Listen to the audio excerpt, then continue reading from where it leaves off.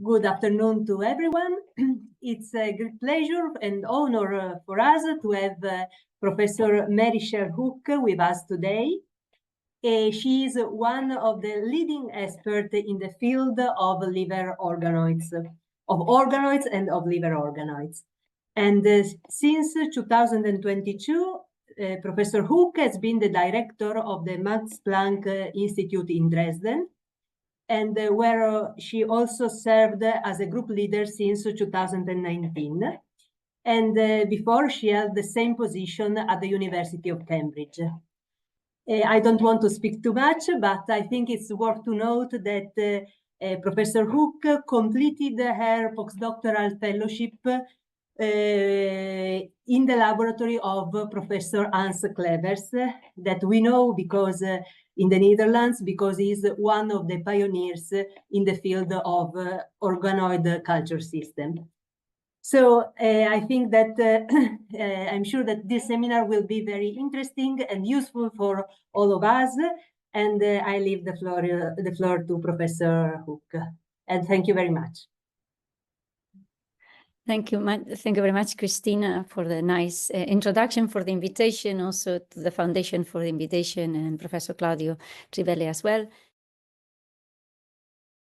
Director at the Max Planck Institute here in Dresden, and since I did my postdoc with Hans, there I developed the first liver organoids, and then we keep in my lab developing these models further for patients, for humans, for human healthy tissue, for patients, and I'll be making an overview of the models, especially those centered on the liver. We've also worked in stomach and gastric organoids, which was the first ones in 2010, and in pancreas, and I'll give a little, I will not touch about this at all, I've just been focused this talk on the liver. The main question that my lab is interested is one fact that actually we all start with one cell, the zygote, right? And this cell has to develop into the multitude of cells that make our body, including, of course, the liver in that case. I'm not interested much on how the tissue develops, despite we've done some work on liver development. But I'm interested on what happens when the tissue is in adult state, is in a quiescent state. It should not be dividing, but it should maintain its function over the years. And yet we all know that every single tissue in our body is going to receive an injury, either from the environment, external environment, or internal, let's say changes on metabolism, for instance, or in accumulation of fats. And whatever this injury it is, the tissue has to return back to its homeostatic state in order to maintain homeostasis and ensure function. So one of the organs that we use to understand this question, how tissues repair and go back to an original state, is actually the liver. The liver is one of our most interesting models because, as you all know, the liver has a huge capacity to repair. I like very much this painting from Rubens because it reminds us of this beautiful mythological tale from where Zeus punishes Prometheus for eternity by the fact that his liver is going to be eaten every day by an eagle, and then during the night the liver will regrow and he will be punished for eternity, which is telling us that actually humans, beings, have known the capacity of the tissue to repair for a long time. And yet, while we know that the tissue repairs and we can injure it in many ways, also by what would be the mythology for us would be the partial hepatectomy or the hepatectomy that we perform to both animals, all vertebrates, but also to humans. We also know that if we abuse of some types of injury, eventually the tissue will not repair anymore. And we know that when the tissue does not repair, actually what we have immediately is liver disease, and liver disease is accounting for more than 2 million people dying worldwide per year, which, of course, I don't have to emphasize how important this is for your liver foundation, your Italian liver foundation, because you all know about these numbers. And we know that the cause of death is always this chronic liver disease that develops either as a fibrosis, cirrhosis, and metabolic disorders or cancer. Of course, there is acute liver damage, but this is much less prevalent. But the question is, why, to me, and to many of us, the question is why the tissue sometimes decides to repair and sometimes it decides to go disease. We try to understand that, asking the question, what are the molecular and cellular mechanisms that control this dichotomy between repair and disease? And I also find very interesting an additional dichotomy that we have in disease, because we have some diseases that are loss of function, where we have fibrosis. We have other diseases where we have hyperproliferation and cancer, which is the opposite, in a sense, conceptually. The cells do totally different things. And yet, the tissue, either when it repairs, undergoes disease, or it has to choose between these opposite disease states. And there's been long-standing studies in many animal models, in many disease models. And of course, we are interested in how this happens in humans. We don't know how much of what we've learned from the regeneration in zebrafish, of what we've learned from the regeneration in mouse. Of course, we've learned universal principles, but we still don't know how of these which of these principles are universal and which are human-specific. And this is the question my lab is interested in addressing. Why? Because we know that we as humans have different immunogenicity, different toxicology, different viral, different reaction to viral infections, different genetic variability, much more important in us than in our mouse that are caged and are inbred. And of course, also the human metabolism is different than all the animal species that we've been studying. So we want to ask the question, what is conserved from what we've learned from animal models, and what it is human-specific? And the problem is that when we want to study human regeneration, we always have to study it from a retrospective way, meaning that whatever tissue we get from a human is that tissue at that moment. We cannot actually induce injury and study the dynamic process, that the response to the injury and the repair. Because, of course, we will require that we have to start injuring human livers, meaning that we have to start chopping the livers of people, or we have to start giving the toxins to people, just for the sake of understanding what is conserved and what is not. And this is where I think that as simplistic as it is, organoid models can help us at least addressing some, if not all, but some of these questions of how much it is conserved from mouse to human and what is human-specific. But in order to do that, we of course have to ensure that these models are recapitulating as much as possible the tissue in the dish. So I would like to start by asking the question, what is an organoid? And the way we define organoids, and we did that together with Madeleine Lancaster and Pong-Kyung Koo, also it's been done by many others, but also Toshi Sato and Hans Klevers had the definition early on. But the definition actually is, we call them organoid. It's this kind of miniaturized version of an organ in a dish. But basically, it's not the organ itself. We can recapitulate as much as we can, but we cannot recapitulate everything. But what it has to be is important is formed by self-organization. It has to retain some of the tissue structure, and it has to retain some of the function of the tissue. And of course, now we all know that organoids can start from directly the biopsy of the tissue of origin. And this is what my lab has developed over the years, also when I was a postdoc with Hans. This is what we call tissue-derived organoids from a biopsy a piece of tissue, and we put them in a dish, and this generates these organoid structures.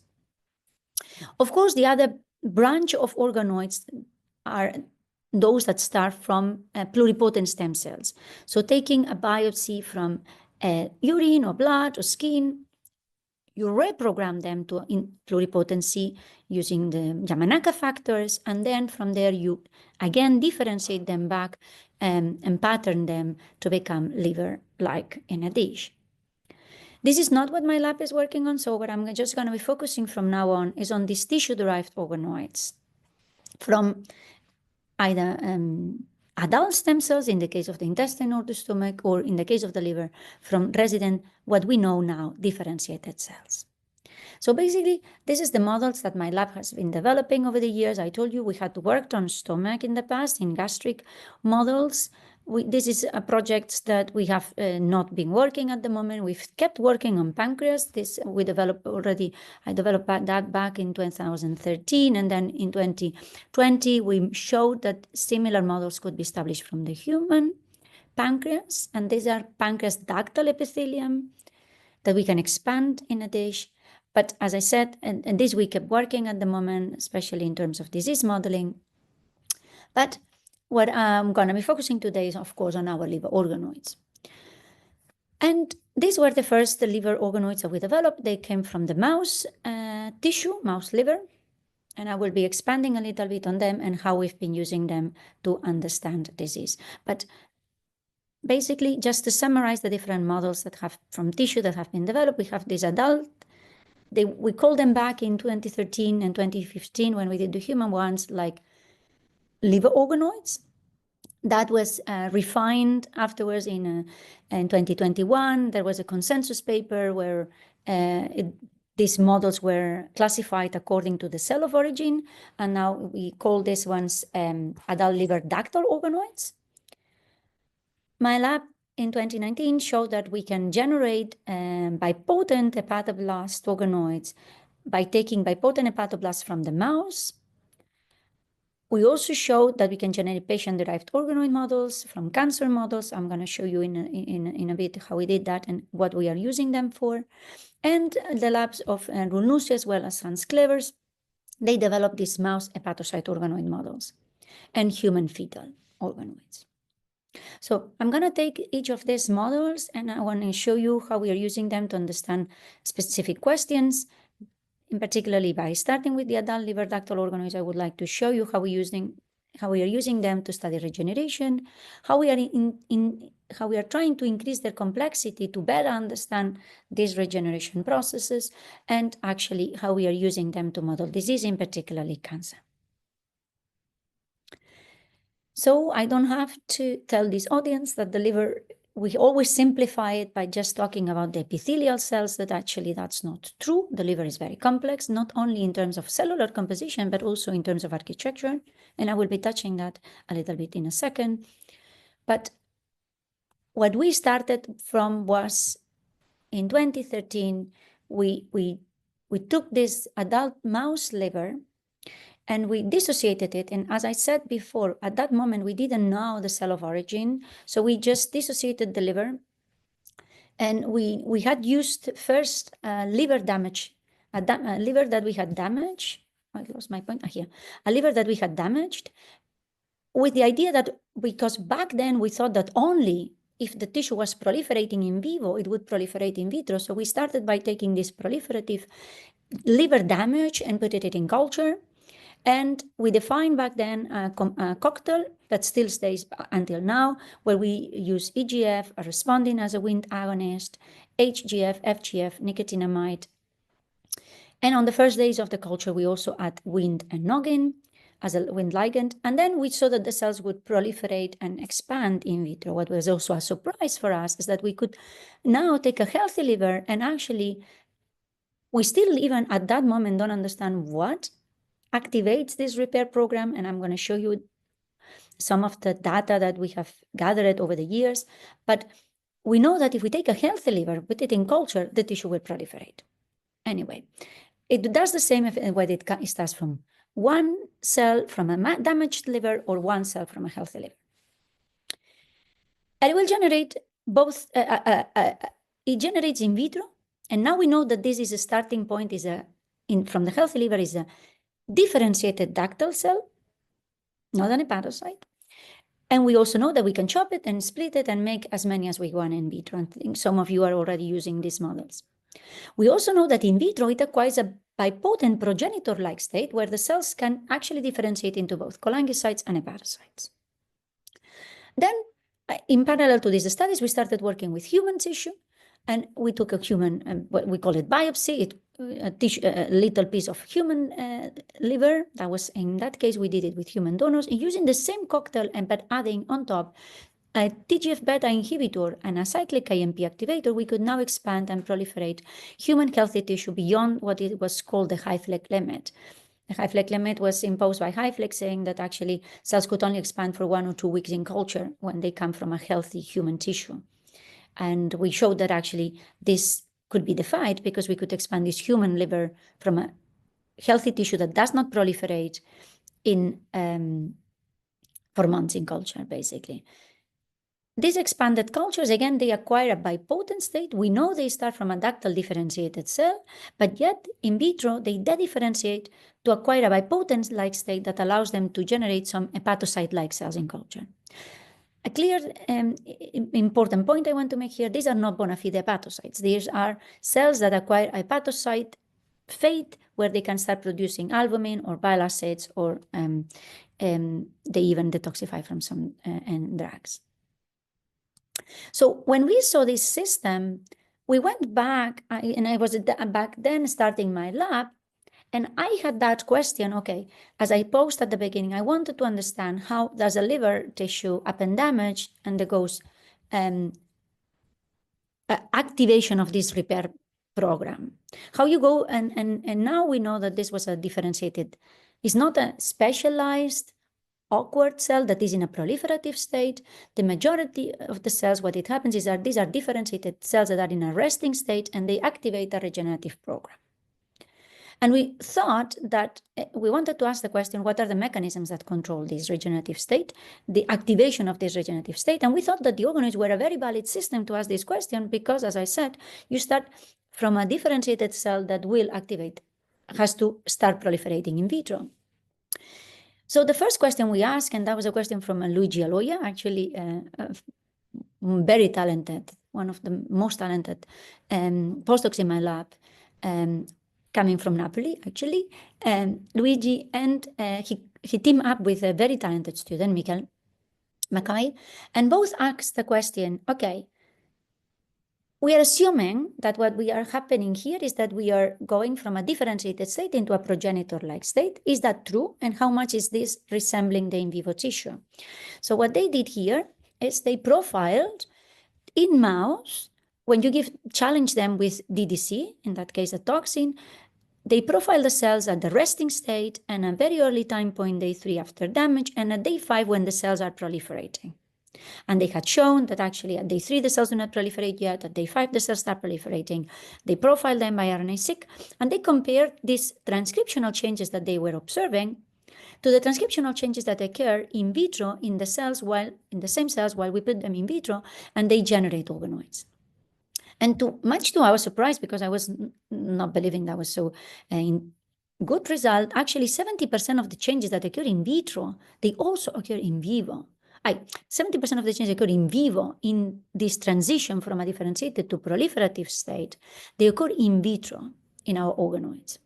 And we focused on, to answer that question of what is the mechanism of this transition to an active proliferative state, we focused on this very first part even before the cells divide. And we found that there were, at that moment, many epigenetic regulators that were dynamically changing between a differentiated state and a proliferative state. And among them, we focused on DNA methylation. And the reason for that is because it's known that DNA methylation is a way of silencing gene expression. And what we were observing is that actually we had to activate a massive amount of changes on the gene expression, and we reasoned that actually changes on DNA methylation would enable this activation of this transcription and the activation of the transcriptional program. Of course, we reasoned that, so we went on to do the experiments. We also did a screen. We only not believed that DNA methylation, we didn't put all the, what we say, all the eggs in one basket. We just tried, we did a little saRNA screen for many epigenetic modifiers. That was a screen of around 30 different epigenetic modifiers that would span between histone modifications to DNA methylation. And actually we had several hits, but one of the hits, and this is why I'm presenting DNA methylation, was actually TET1. And this is actually one of the results. So this was a validation afterwards using a conditional allele. But when we deplete TET1 in these resting cells that have to activate a regenerative program, then we cannot generate organoids. And TED1 is known to be involved in this active DNA demethylation. So we actually remove these DNA methylation marks and allows that this gene where these DNA methylation marks have been removed activates transcription. We confirmed that not only on the saRNA screen, but we confirmed it then with a knockout allele. And then we went one step further and we went in vivo and we asked the question, okay, what we've seen in organoids, have the organoids indeed informed us of something relevant in vivo? Then we went in vivo and we removed that one in vivo, specifically on the ductal compartment. And what we did here was on top, we traced the progeny of these ductal cells to see whether our hypothesis was when TED1 is depleted, then we cannot activate the repair program, therefore you will not repair the tissue. So what we did is we took advantage of the damage model that had been published by Stuart Forbes, where they actually do, they make all the hepatocytes senescent by overexpression of P20Y with an AAB8. And once the hepatocytes are senescent, they cannot activate the repair program, then they give the mice DDC. And then what they had seen is actually that the ductal cells contribute, or cholangiocytes contribute to hepatocyte repair. So we did the same experiment, but before we depleted TED1 to ask the question, can the ductal epithelium indeed contribute to hepatocyte repair in the absence of TED1? So the control will be a TED1 wild type, where we will see that the ductal cells will proliferate. They will become green because we also label the tracer with the green. And then if they would generate hepatocytes, because in the background of a P21 senescent liver, then these hepatocytes should also be green. But if we deplete TED1, our hypothesis is that that would not be able to happen, and therefore we would not get hepatocytes in green. And this is what we observed. So actually we did the experiment together with the Stuart Forbes help. And what we see is, as we expected, our TED1 wild type control, the ductal cells generated the ductal cells in green, as we see here, marked also by a ductal marker. That's why they are in yellow. I see that actually the labeling is gone. So in red, we were marking here osteopontin, which is a ductal marker, and it showed that actually, of course, the ductal epithelium was proliferating in the TED1 wild type, and it was generating beautiful hepatocyte clones. But in the TED1 mutant, we had a very reduced ductal compartment. The ductal cells would not proliferate, neither they would generate hepatocyte clones. The clones were very, very small in size. I'm going a little bit fast. If you have questions, I'm happy to go over at the end, but because we published that some years ago now.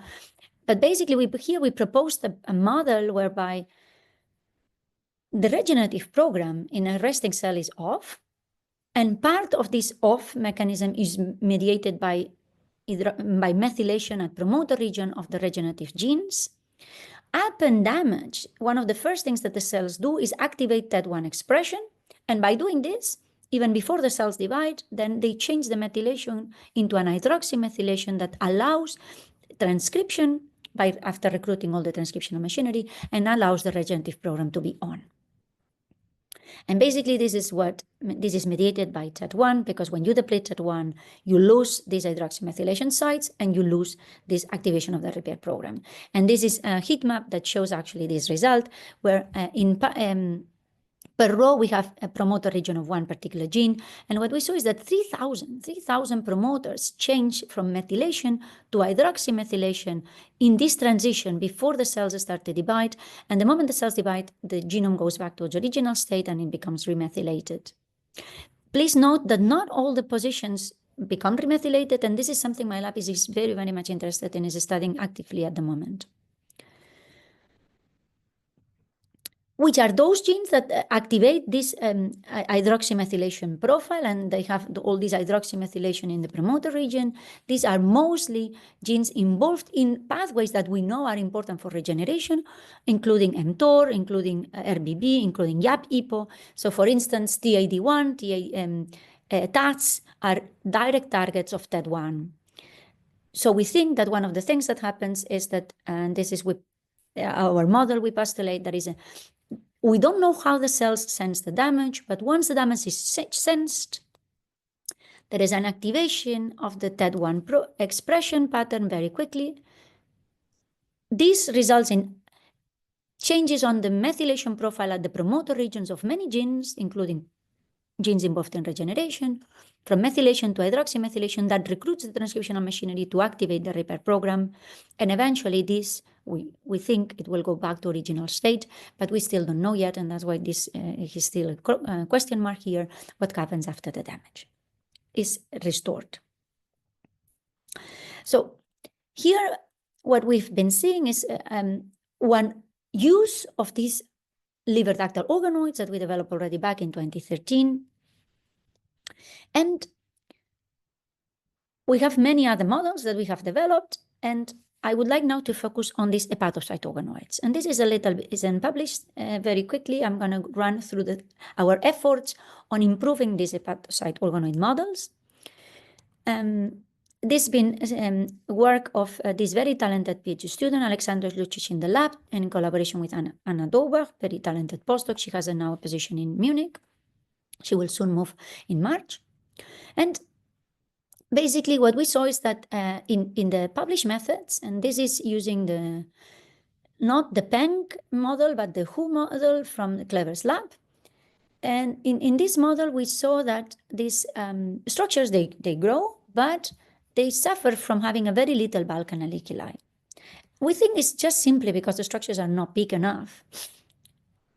So what Alex expanded on, or worked on expanding these cultures further and making them a bit bigger. And actually she succeeded on making organoids that have beautiful, much longer bulk analyculi. And we now can see that actually this bulk analyculi is interconnected. So here I'm just showing you a snapshot of this data. I'm happy to discuss it in the questions, but this is one of the organoids on this optimized hepatocyte organoid medium. And now we see that this is a reconstruction of the bulk analyculi and the bulk analyculi network. And what we see here is a bulk analyculi that is expanding all over. And in one color is actually bulk analyculi that is interconnected between different hepatocytes. So basically in this tiny portion here, what we would see, this, of course, this is a single slice on the confocal. This is a reconstruction of the three-dimensional organoid. And what we see here is that actually all this bulk analyculi that is painted here in green, we see it here interconnected.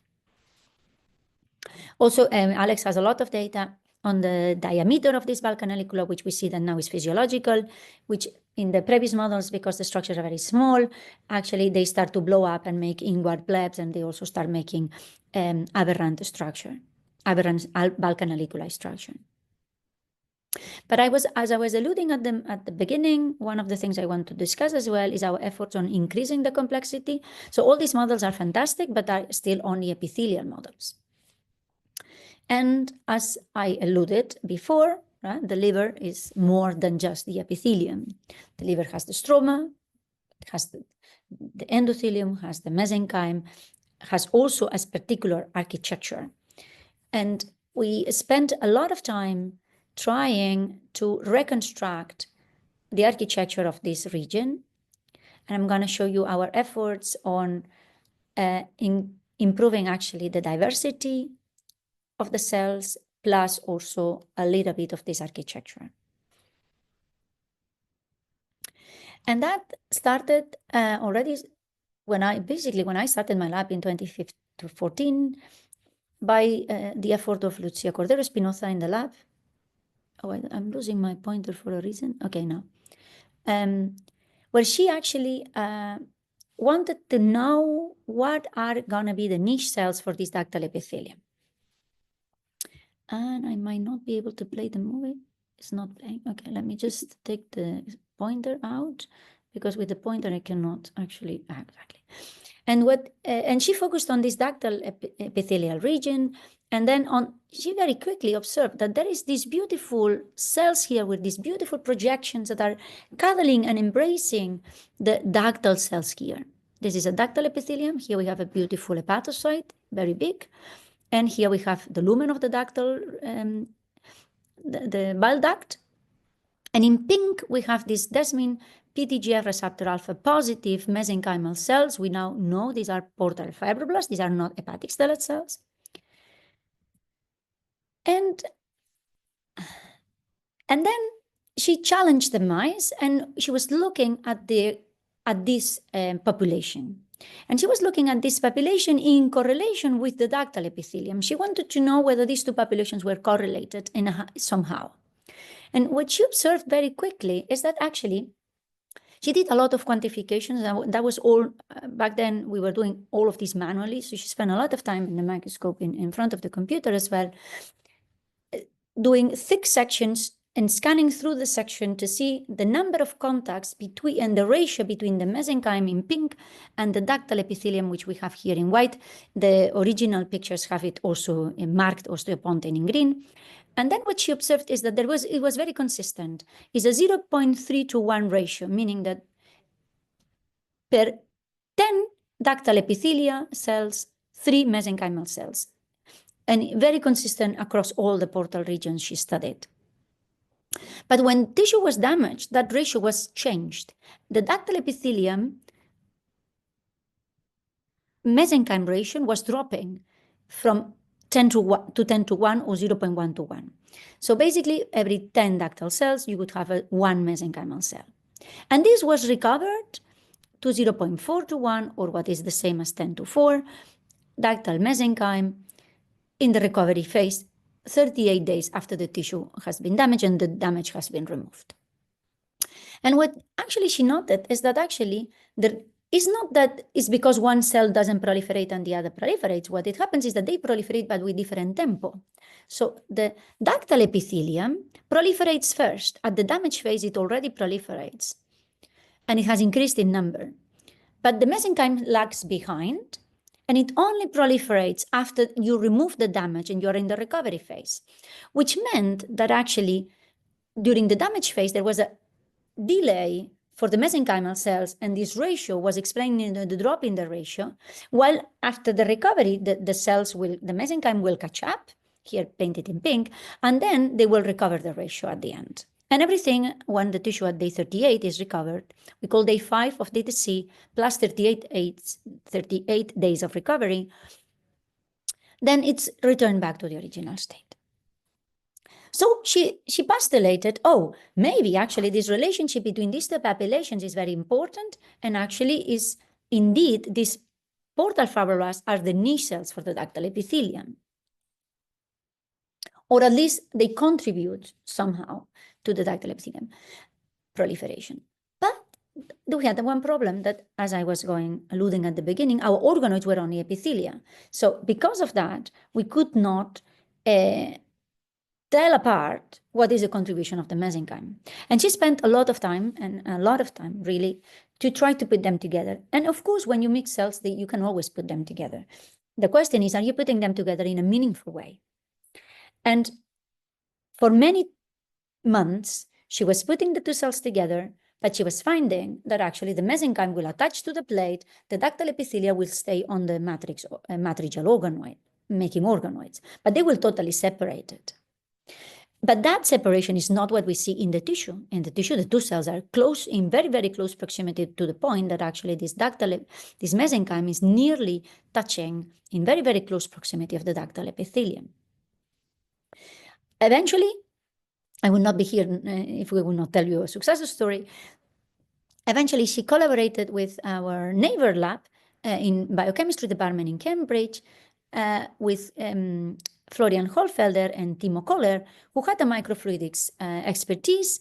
And by encapsulating, that was the trick, by encapsulating the two cells together, she succeeded in making that the cells were in 70 microns encapsulated microgels. And when they were in such a confined space, they were forced to meet each other. And when they forced to meet each other, then they know what to do. They self-organize. And then the mesenchyme, again in pink, start contacting the ductal epithelium in green, as you can see, and it matches perfectly the orientation and architecture of what you have in the in vivo tissue, with the mesenchyme always touching from the basal side of the ductal epithelium. And then when we moved here, we started filming these structures, and we had a very interesting observation. And here I would like you to point to show the green organoid and the other organoid with the yellow arrowhead, that the green arrowhead is pointing to a green organoid that is next to but not contacted by the mesenchymal cell, and the yellow arrowhead is pointing to an organoid that is actually contacted by a red mesenchymal cell here. And what we observed, because this is literally on the same well next to each other, and here we can see the micro wells that we are using to encapsulate these structures. And what we observed is that those that were contacted, they collapsed, but those who were not contacted, they were growing, one next to the other. So basically, I'm playing that again. So that was bringing us to the concept that maybe cell contact is really inhibitory, while non-contact is paracrine signaling. Paracrine promoting growth, contact inhibiting growth. Of course, that was a dichotomy behavior, but in a sense, we thought it would make sense because in the tissue, actually, they are in contact, and in the tissue, they don't contact. Sorry, in the tissue, they are in contact, and in the tissue, the ductal epithelium does not proliferate.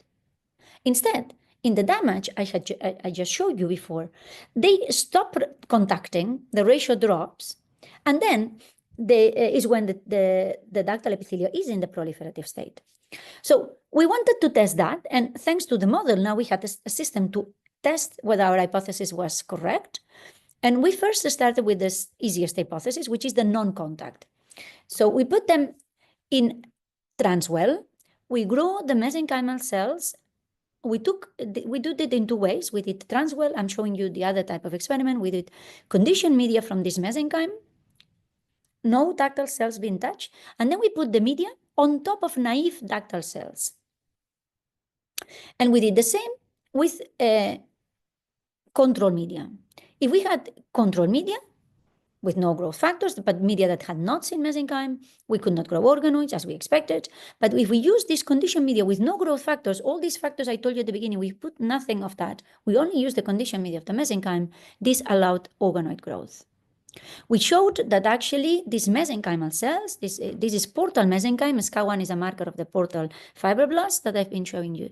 Actually, they express some of these growth factors. They express FGF7, they express, which is going on the same receptor as FGF10 that we had in our cocktail. They express HGF, they express a respondin. So we thought, okay, the mesenchyme is actually secreting factors that are growth promoting, but actually the contact is inhibitory. And in order to prove that, we went on to make a dose response, in a sense, experiment where we titrated the dose of the mesenchyme. And here now the mesenchyme is in green and the ductal cells are in red. And what we observed is that at the ratio that I told you before, 0:1 to 1, which is the ratio of the tissue in proliferation, these ductal organoids, they grow, contrary to when there is no mesenchyme at all. And we think this is because of the growth factors promoting paracrine signaling. There is not enough contact to be inhibitory. And this is reflected here in this graph. At the 0:1 to 1 ratio of mesenchyme, or the same as 1 to 10, we have in the absence of growth factors, we have an increase in organoid formation. But the moment we start increasing the number of mesenchyme, therefore the number of contacts, we actually can inhibit totally and totally abolish organoid formation. And you can add as many growth factors in the media. Now here, the blue bar is showing you the blue graph, the same experiment done not in a media with no growth factors, but in a media full of growth factors. Then still contact inhibition is overruling the growth factor phenotype. So basically that led us to postulate a model where actually we said that at the 3 to 10 ratio, the 0:3 to 1, which is the homeostatic ratio in the tissue, the cells, this portal fibroblast, and of course it's not the only mechanism, but at least it's some of the mechanisms that keep the ductal epithelium in check, that keep the ductal epithelium quiescent, because it's by contact inhibition inhibiting ductal cells to proliferate. The moment there is a damage, which we don't understand the stimuli and neither how the cells actually sense that the stimuli, but this is disrupted, the ductal cells start to proliferate and the ratio changes. But in order to terminate and go back to an homeostatic resting state, we need the mesenchymal cells to catch up, and this is when they start proliferating once we remove the damage. And then they actually catch up enough to go back to the original state. And we think that our co-culture model with the ductal cells and mesenchyme recapitulates these aspects in vitro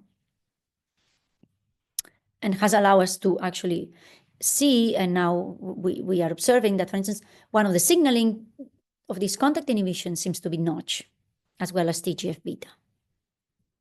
And then for the last part, so I've been showing you about how we've been using these models to study regeneration, how we are increasing their complexity. We are now working further on increasing the complexity and now adding these hepatocyte models that I showed you before. And maybe I can talk to you about that in the next time. But I guess I would like to show you some of how we are using our human models for disease modeling. Here, this started when I started my lab.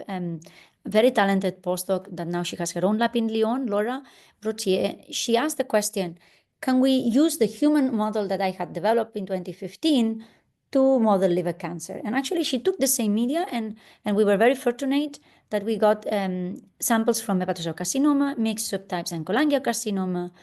And she used actually using the same human healthy liver media, she could actually expand organoids from the 3 lines.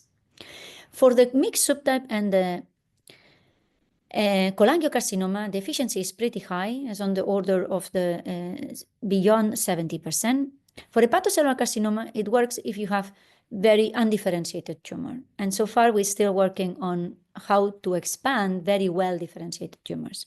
There was recently a publication from the Wang Lab in China, in Cancer Cell, that they are making a biobank of these hepatocellular carcinomas, but they don't disclose whether it is moderate or differentiated or undifferentiated. But they are using actually our same protocol, which has been very rewarding to see how others can implement it to make these large biobanks. What Laura saw back then is that actually she profiled the organoids against the tissue. They were derived from the epithelia counterpart of the tissue, and then she showed that there is a beautiful correlation, and cholangiocarcinoma organoids resemble only the cholangiocarcinoma tissue, and the hepatocellular carcinoma organoids resemble the hepatocellular carcinoma tissue they derive from. And I want to stress that these all organoids are on the same media, so this expression profile is maintained, is retaining the tissue profile in vitro. They also retain the genetic alterations and the histological architecture, which I find very interesting, because when you transplant these organoids, what you see is actually that they make these glandular domains surrounded by this stroma, which is the same as what we see in the original patient that generated these organoids. Back then, we already used them to show a proof of concept of personalized medicine, personalized treatment, because we could now recapitulate a patient in a patient-specific manner the features of the tumor in the dish.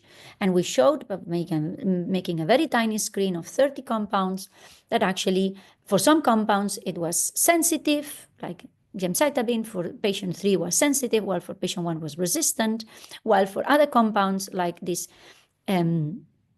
ERK inhibitor, some was the opposite, so HCCs were sensitive, and some of the mixed subtypes, and one cholangiocarcinoma was very resistant. And then we took that approach where we took actually this one, this ERK inhibitor that had not been used in the clinic, but Jessica Zuckman-Rossi had postulated that that could be a potential target in one of her papers. So we took that one further to validate it in vivo.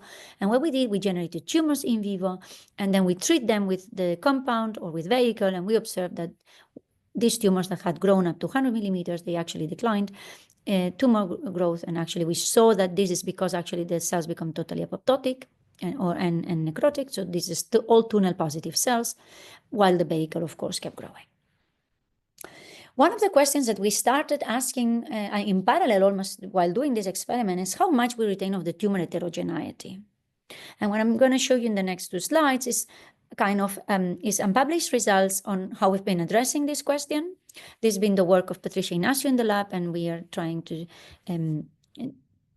get that wrap up and published. She profiled these organoids at the single cell level. And what she observed, and that was something that was interesting because we were not expecting, to be fully honest, we observed different cellular states.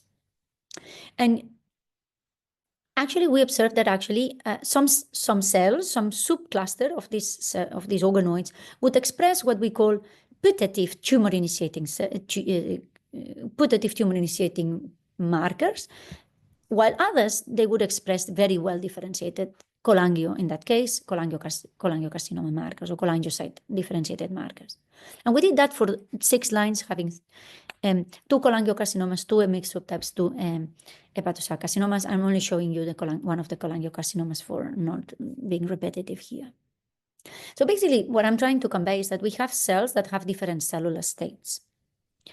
Now we know that the cells are genetically identical. So we know that this is indeed transcriptional heterogeneity, that despite the cells are on the same media, they retain these differences in transcription. Now we have asked the question, is this difference real, or is just transcriptional states of noise on the transcriptional programs? But actually, no, it is real. So here we are staining for a differentiated marker of one of these differentiated subpopulations, which is CA9, this marker here. And actually, we see that some cells that are CA9 positive, or let's say the majority of the cells that are that express the differentiated marker, they actually are negative for the marker of the progenitor population, or the marker of the pink cells here, the ticks. And the other way around. Those cells that are negative for the green are positive for the red marker, just to simplify. And then we've gone back to Human Protein Atlas to ask the question, is that something that is just an artifact of our culture system, or we find it also in tissues from patients? So we took the approach of not going back to our original patients, but to go back to a cohort of patients from the Protein Atlas database. And actually what we see is that actually this heterogeneity that we see in our organoids is a reflection of the heterogeneity in the patient tissue. And this is only for the CA9 marker. You can see that, of course, here we cannot have the double staining, but we have some cells that have positive for CA9 and some other cells that are negative, and the other way around. And in the last 3-4 slides, I will show you the last application that we've been doing for these cancer models, which was a question that was kind of a side project in the lab. So we were studying regeneration in the context of what is the role of Wnt signaling in regeneration. And we knew that from the works of others, that these two negative regulators of the Wnt pathway, RNF48 and NF3, these are 2 cell surface receptors, they are mutated in liver cancer. And we postulated that they could be important for liver repair because they would enhance the strength of Wnt signaling. But we didn't know, so what we went is on to ask the role, what is the role in liver and why they would be mutated in liver cancer. And we generated a mutant mouse, a liver-specific mutant, and much to our surprise, the mice, 3 months after having depleted in the adult, even in the absence of the chronic damage, we already observed a NASH-like phenotype. The mice developed fibrosis, and they had hepatocyte proliferation and a lipid droplet accumulation. Then when we induced chronic damage on top, these mice showed impaired regeneration, and they also showed the generation of liver tumors, in particularly early HCC. And here we were very interesting, and I put that as an example of an organoid and how they can be helpful. Here we were very interested to understand what is the problem. And the reviewers were asking us this question. Is the problem because we are activating Wnt everywhere? Actually, we saw that the zonation was inverted, and there was a massive amount of lipid droplet accumulation. Also, there was an increase in actually long chain unsaturated lipids across the liver lobe. But we wanted to understand whether that was caused by a problem on the basically whether that was a cause because you are messing up with the hepatocytes, you are messing up with the environment, and then that results in liver cancer, or whether actually it was a cell autonomous problem to the hepatocytes. Then what we did, and one thing before I have to say that, is that we were very interested because one thing that we observed is that actually in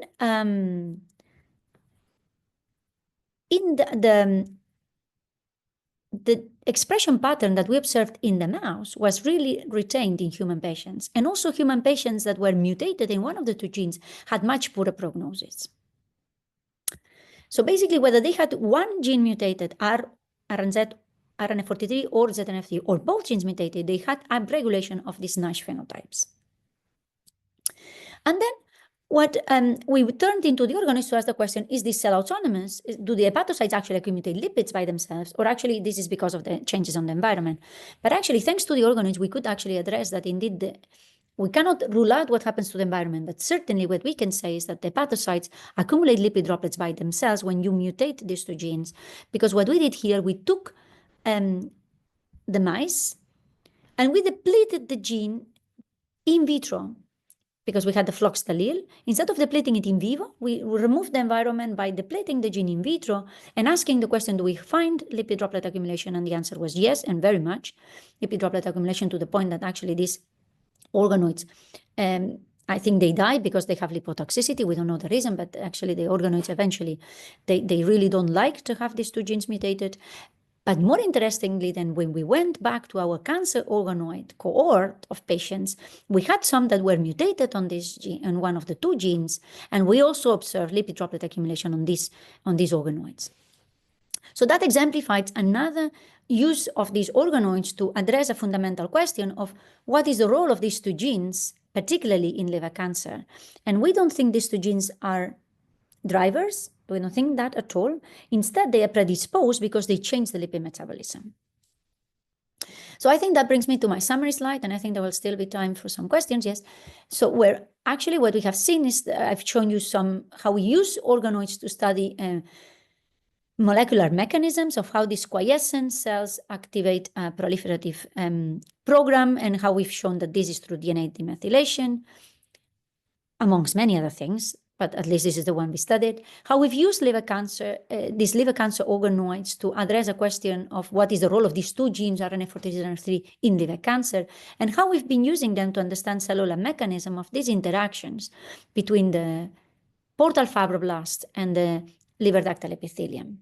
And that brings me to my last slide, which is the most important slide of all, which is my team. I have a fantastic team of talented PhD students and postdocs that have been contributing. I've mentioned some of them, Alex, Anna, two persons that are not here, that are alumni from the lab, Germán Belenguer, who has his lab now in Valencia in Spain, back doing this RNF43, ZNF3 mutant, together with Gianmarco, a student that now is in a company. And I would like to thank my funding, and I would like to say that we are always interested in talented students and postdocs. If someone is interested, please, you can contact me.